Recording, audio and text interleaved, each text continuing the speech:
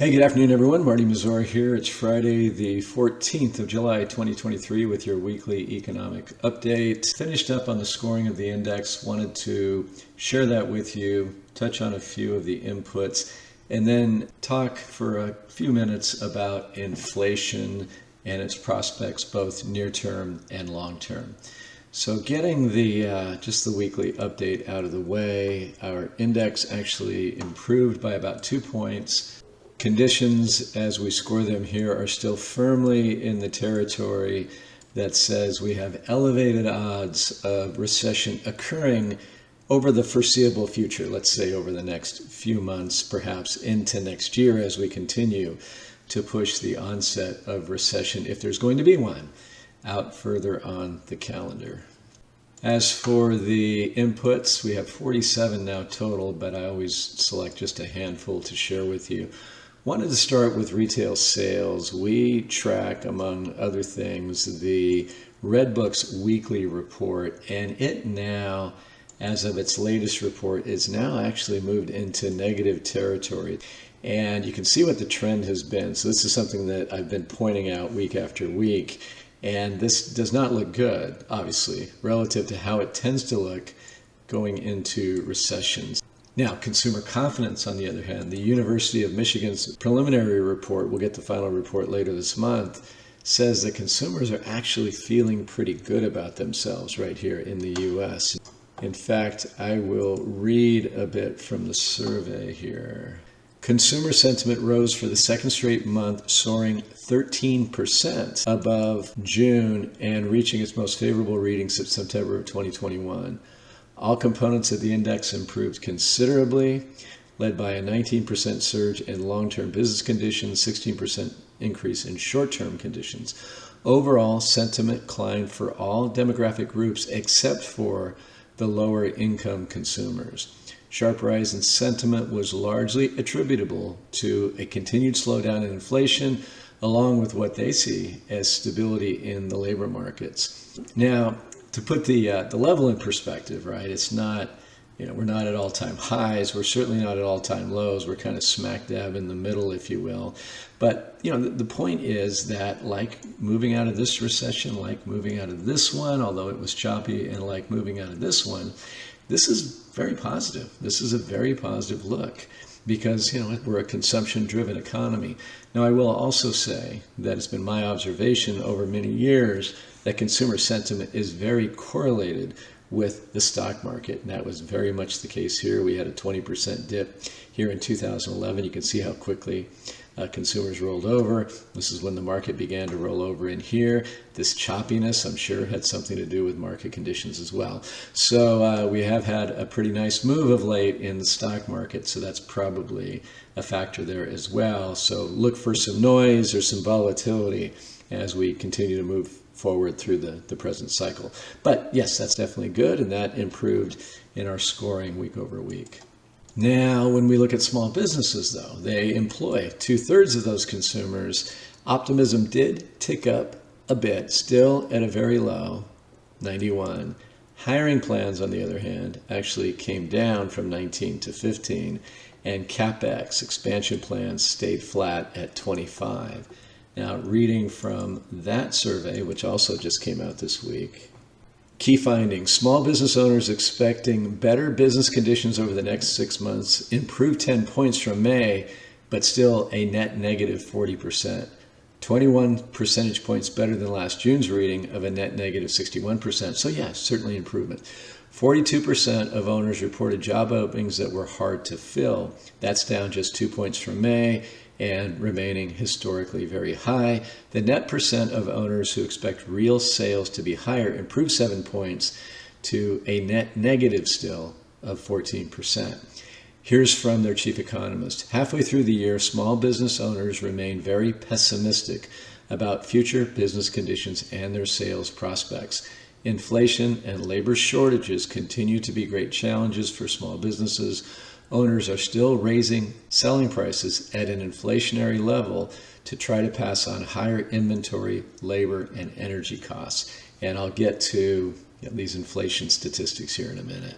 So, kind of flies in the face of the consumer. I do suspect that that consumer optimism, I'll say it again, has to a not small degree to do with rising stock prices here of late. And I do expect volatility going forward, as would be perhaps hinted in this small business survey.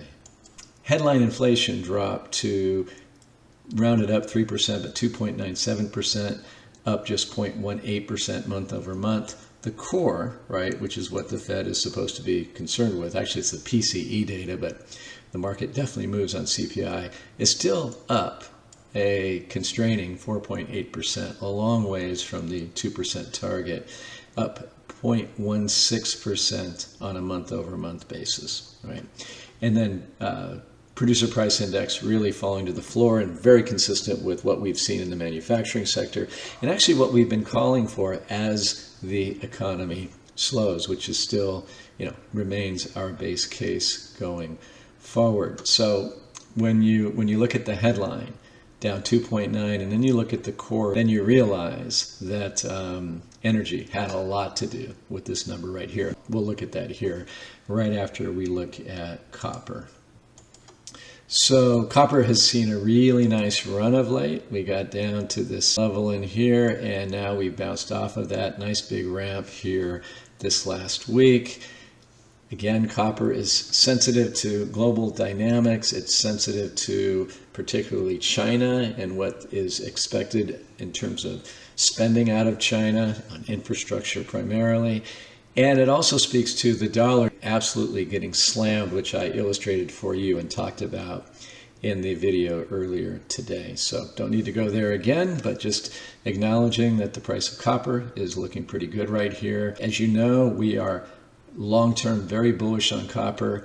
I don't know that I would rush in to buy copper right here, given our base case about economic conditions. It would not surprise me if we get back down and maybe even penetrate these levels before it's all said and done. But yeah, I would, if I'm a long-term investor, I would be buying the dips in copper-related stocks. But I am telling you that it makes sense to us that we see more dips going forward before we see some kind of breakout, consistently into what we believe is the beginnings of a long-term bull market. Okay, so last couple of minutes I want to spend on those inflation numbers. Let's just start with the price of a gallon of gasoline. Okay, so just a huge input to consumer costs, obviously. And here we were last June pushing over $5 a gallon, and here we have come all the way down to $3.57, right? Notice though that lately, right, we're starting to see prices come back. That has implications for inflation prints going forward. I've already talked a lot about the fact that on top of things like falling gas prices, you had very favorable base effects, right? So you're coming off of a high level of inflation overall right here in June. So all things equal, you were going to get a soft print. And then it just got exacerbated by the lower gasoline prices. Then we began to fall. So what this means is that as we get further into the year, the base effects really drop off. So from July on, the headwind for the inflation rate becomes a tailwind. Again, all things equal. Of course, if the economy continues to slow, then there'll be a disinflationary offset to these positive base effects here. So again, just to illustrate another way the impact of energy, this is from Hedgeye's morning macro show, I think day before yesterday. I borrowed their chart here. They break it down. What was the big driver for June? So core services, X energy in blue, core goods, X food and energy in yellow, energy in gray, food, and then all items. So again, energy, big detractor from the inflation rate, right? And notice how core services inflation was actually up notably in June from where it had been the last few months. So, and then now we're seeing, certainly the price of oil has really ramped up and gasoline's coming back as well. So this very favorable, very market-friendly inflation data for June has some issues going forward unless, again, we get a real acceleration to the downside in the economy, which we think is ultimately out there. Whether or not it shows up in the next few months remains to be seen. And then lastly, I wanted to show you something that BCA research recently put out. And I wanted to show you this because this comports very much with our long-term inflation thesis that I've written a lot about the last 3 years or so. And a big part of that thesis is really the moving into what I like to term a labor-friendly regime and away from what was a capital-friendly regime. And labor friendliness and populism are very inflationary phenomenon. So this is a recent survey of U.S. consumers, and what it speaks to is the current approval ratings of unions. And as you can see from, say, 2007, 2008, that has really soared. Okay. And the other thing that's consistent with this thinking and kind of the way society feels about things today is the popularity of international trade, right? Which has really been dropping precipitously. International trade being one of the most disinflationary factors of the past 40 years or so. And all that time we've had real wages for labor really staying not much above, if at all above, inflation. And what happens in these capital-friendly regimes is you end up with an untenable measure of inequality, which has hit an all-time high. So whether you want to call it deglobalization or re-globalizing and moving labor away from cheaper regimes like China, not all of it's coming home, but imagine how much inflation we'd have if it did. But they're not moving out of China because things are cheaper elsewhere. They're moving out of China more for political reasons. And to the extent that we're moving home and closer to home, just is inflationary. And another thing that was brought up in this morning's BCA roundtable that I was able to take in was a couple of things. UPS is threatening a pretty massive strike here over the next few months, so we'll keep an eye out for that. And apparently the hotel workers union in Los Angeles is currently on strike. And they are demanding immediately an increase of $5 per hour. I guess they make $20 per hour now. And a 20% increase over the next few years.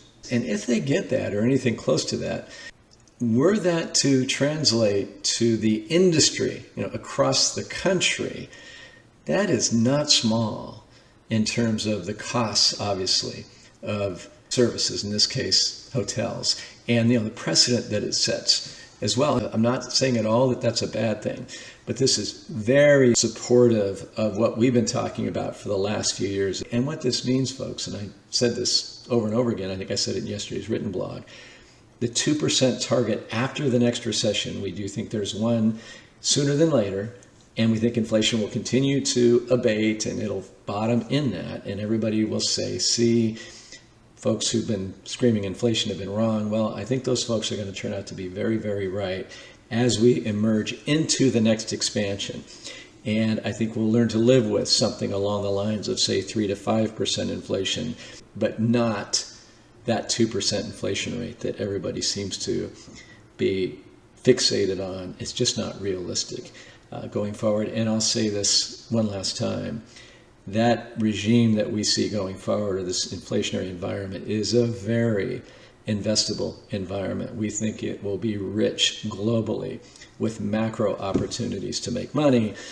We just have to get through what we think is still not the best risk-reward setup right here for asset prices. Folks, I'll leave it there. Thank you, as always, for watching and listening. Have a wonderful weekend. Talk to you soon. Bye-bye.